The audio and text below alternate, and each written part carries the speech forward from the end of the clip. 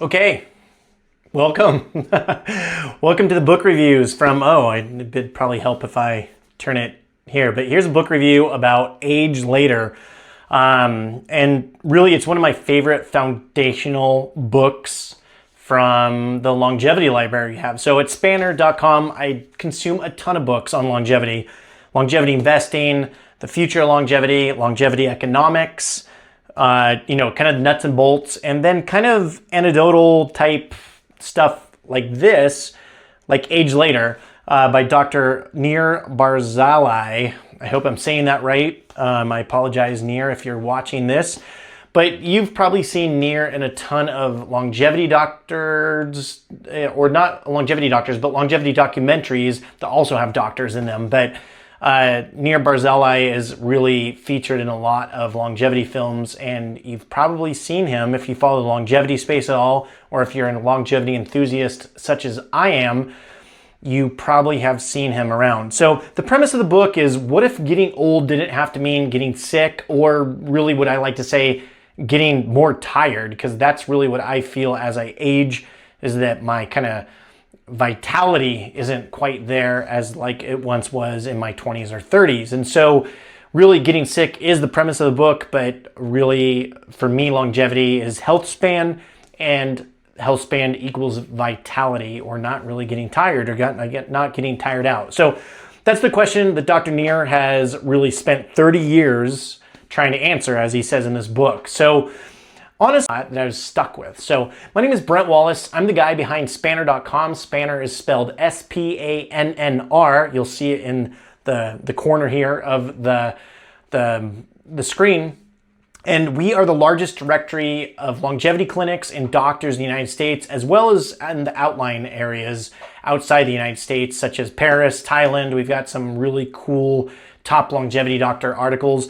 Also, we just have all things longevity on our website. We have lots of articles about infrared saunas, cold plunges, the science of things. We also have a great newsletter. So if you go over to the site, you can check out the newsletter, get on that list, and get on the path to longevity if you're not already. So personally, I've spent tens and thousands of dollars testing over the years, really experimenting and really getting it wrong lots of times, really trying to figure out what really moved the needle when it came to my health and longevity. So some of it has worked really well. Some of it was a total waste of money. I've had multiple longevity doctors. I have 2 longevity doctors currently, which might be a little excessive for some of you, but really for me, I really like kind of getting my bases covered and seeing what's working, what's not, and just getting different opinions all over the place. I also work with a lot of longevity doctors that I get to run things by all the time with my marketing business, since I do marketing exclusively for longevity clinics. So I really get an inside look of what works, what's coming up, and what really doesn't work in the longevity space. And I'm still refining it for myself, which I feel that most people are. So it's that ongoing obsession with figuring this out that exactly, getting back to the book review, that's why I picked up this book in the first place. So when I read Age Later, I actually read it twice. So I read it closer to 2020 when it came out, and I just recently picked it up and reread it. And the first time I read it, I really had high expectations because it was recommended to me by a good friend, and it seemed like I was coming into this and I had a pretty good filter for what's real and what's hype, just from all the stuff that I'm exposed to. So this is really my honest take on this book, and I hope that you take a lot of this home with you, because check it out, read it. It's a good book, in my opinion, and I'll get into exactly why I think it's great, and I'll get into the things that I don't think it's held up. It's 2020, it's 6 years old at the time of making this video, and it's just, Nir Barzilai is the founding director of the Institute of Aging Research at the Albert Einstein College of Medicine. So he is a real deal scientist. He's really studying real breathing centurions for decades now. And so what he's talking about in the book here, there's 750 SuperAgers, people who hit 90s and beyond without developing any sort of ailment. So heart disease, cancer, diabetes, cognitive decline, really like the four major things of, that spells most people's demise. He talks about this with these 750 superagers. So the core question of the book is really this: why do these people escape diseases that kill everyone else? Is it just luck? Is there something in their biology that we can actually use? And so his answer is that aging itself is biology, and that biology can be targeted. It's not immortality. It's not science fiction. It's just the idea that aging is more like a disease than a destiny. And you'll hear a lot of people talk about aging is a disease and they are treating it like a disease. And if you do treat aging that way, maybe you can delay the worst of it, or maybe just avoid it altogether. So, that's a lot of the premise of longevity science in general. So this book, it really walks you through his research and the journey that he takes into it. So the genetics of longevity, specific compounds like metformin and humanin. And humanin, actually, this book is the first time I ever heard of humanin. You don't hear about it as much as something like metformin, but humanin is a peptide.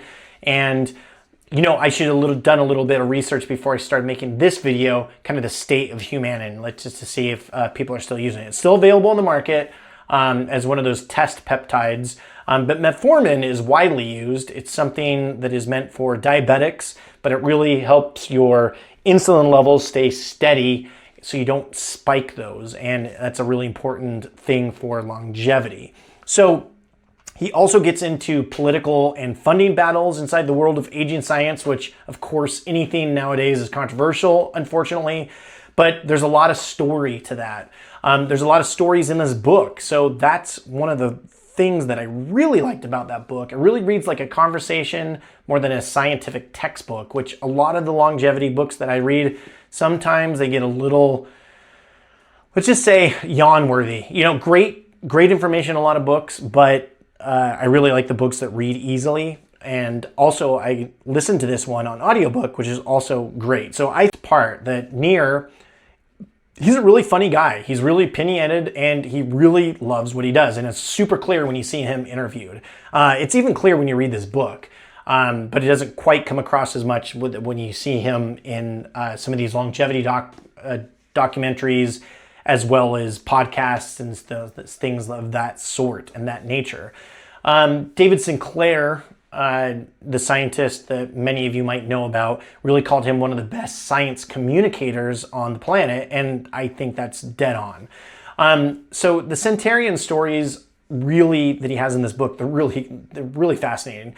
Nir has got people in their late 90s, early 100s, and this is kind of the catch here, and you hear this a lot, is like these people who lived these long lives, they smoked, they drank wine, they ate whatever they wanted, whenever they wanted, they never exercised, religiously at least, never participated in intermittent fasting or any of these kind of buzzwords that, longevity in general is always talking about. So their secret was not eating more kale salads. It was really in their genetics, and really specifically in the gene variants that protected their cholesterol pathways and their mitochondrial function, which is two very important things, especially when it comes to heart disease and just functioning at a high level as you get older. So for most people picking up this book, it might be the first time they've ever heard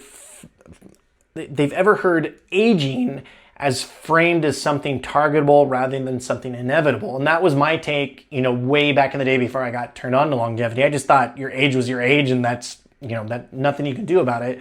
But he reframes that, and that alone, I think it's worth the read here. So I'm holding the book right here. I've flashed it a few times to you, and I went back multiple times because the ideas in here stuck with me a lot longer than just reading the book. It's something I always kind of thought about. So the criticism of this book, and this is where I will be honest here, this is why I didn't give it a 9 or a 10.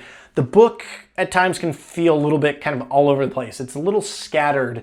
It's really conversational, which is great, but it wanders a little bit in my opinion, and if you ever do look at any of the critical reviews of this book, that's also what they'll talk about. So if you're a really detail-oriented person who really wants tight scientific structure and really prescriptive stuff, you're going to notice it's just really light on the deep evidence, and it's really heavy on anecdotes and opinions, which I feel like a lot of things in longevity science and longevity space in general is based on clinical trials.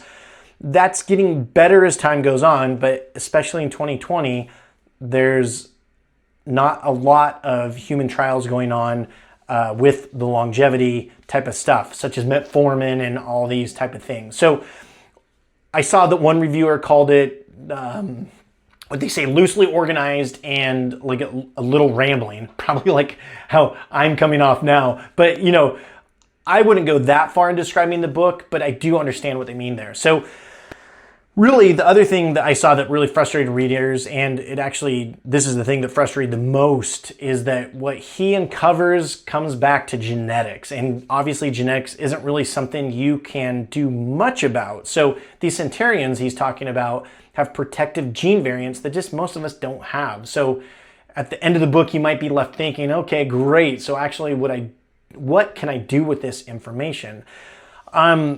Nir does give some practical takeaways towards the end. Metformin, as I mentioned, he talked about intermittent fasting, exercise, but they really feel like they're added more of as an afterthought compared to the genetics deep dive that he did on all the centurions in here. So if you're already living a high performance longevity lifestyle, if you're working with a precision medicine doctor, if you're tracking your numbers, some of it will just feel like a foundational course rather than really new breaking ground, and especially the fact that this was written in 2020. It's not a bad thing, I just want to set expectations here if you do pick up this book. It's a great foundational book, and just the stories in it alone are really what's worth the read in my opinion there. So what Dr. Barzilai got wrong, he really, he kind of was a downer on epigenetic clocks, really saying that the methylation might not be reversible, but really studies since then has showed that reversal in humans actually is something that is reversible. So that part of the book felt a little bit behind. He talked about rapamycin. That conversation has exploded since 2020, up, down, sideways. I feel like just the prescriptive elements of people taking metformin has changed, or not metformin, sorry, rapamycin has changed drastically. Senolytics, GLP-1s, peptides, NAD plus protocols. The whole longevity space has grown massively since this book was written. So if you're really actively deep in these kinds of conversations, you'll really notice this book doesn't touch a lot of those because, you know, it's 2020. It's just a little bit of an older book, but those type of things are really standard now and a good. So he talks about the TAME trial, the TAME trial on metformin, which he really champions in this book. But the thing about that trial, it's still actively working through those results. So it's a big centerpiece of the book, but it's still unresolved science. So that doesn't mean the book wrong. It just means that you should read it as a strong foundation, not the current state of the art studies or technology. So really just think of it as a good base fitness book before you get into the race-specific training. You need it, but it's not the finish line if you kind of follow along with that kind of thinking there. So I really wish there's more of, since I work with longevity clinics every day, I really wanted more on the implementation side. And, you know, like I said, there's plenty of books that have that, talks about intermittent fasting or, you know, exercise protocols. So, I mean, I realize that one book can't cover it all, but that was really the things that I really wish there's more of, more implementation side of things. I know I can't change my genetics, but what is the actual protocol for someone who wants to build a longevity practice around the research that this book points to? What does the clinical applications look like? That gap between the research and what to do about it is exactly why longevity clinics exist. So This book opens the door to that, but it doesn't really tell you how to walk through it. And really, that's fine. That's fine with me. It's just not what the book really set out to do. It's more about documenting the centurions out there. It kind of reminded me of a Blue Zone book or a Blue Zone documentary. It really talked about what these people are doing and really got into the social side of things, which again, I feel like is a little bit underrepresented in the longevity space. So again, that's another thing that I give kudos to this. So, you know, you might finish it feeling really inspired and then just a little teeny frustrated that there's no real clear action plan out of it. So you're not alone. That's the feature of the genre. It's not in this book. So I'm going to rate this book. Here's how I scored it. I broke it down into 5 categories. So the readability was the first thing that I rate, and I rate that as an 8.5. Barzilai is a great storyteller, and really that's his strengths. It's really easy to listen to on audio, which is one of the ways I consumed it, and it's just great. It's just a great read. It's really easy to listen to. Scientific credibility is the number 2 thing that I rate this on, and it's from a real scientist. Like, Nir Barzilai is a real deal scientist. So that's 9 out of 10. This guy just doesn't mess around. There's 270 peer-reviewed papers and decades of centurion data that he's got. So he's not selling you anything shady here. So the practical applicability that you can walk away with and actually do something with it, that's the one that I really hit this book hard. I give that a 6 out of 10 here. It's more of a research narrative than action guide, and that's just really the truth about it. And you know, it's fine.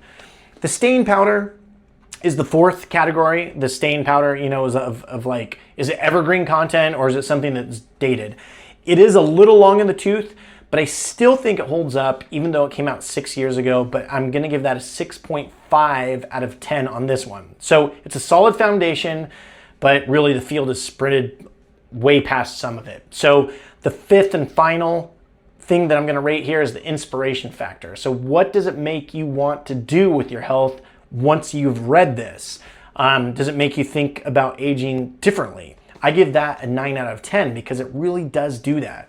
It's easily the strongest category of this book. I would call the inspiration factor and then the readability, the storing part of it, are the 2 strongest things about this book. So really, this book changed, since it's one of my earlier, it's not the last book that you ever need on longevity, but it is a great place to start, especially if you're new to thinking about aging as something that you just can't, you know, thinking about aging, reframing it as something you can influence rather than just kind of sit there and let it bop you over the head as you get older. So this is where I'm going to land the plane here. If this book made you actually want to do something about your longevity, which it should, the next step is really finding a doctor or clinic that specializes in this stuff. So you read the book, you're like, this is great. You get inspired.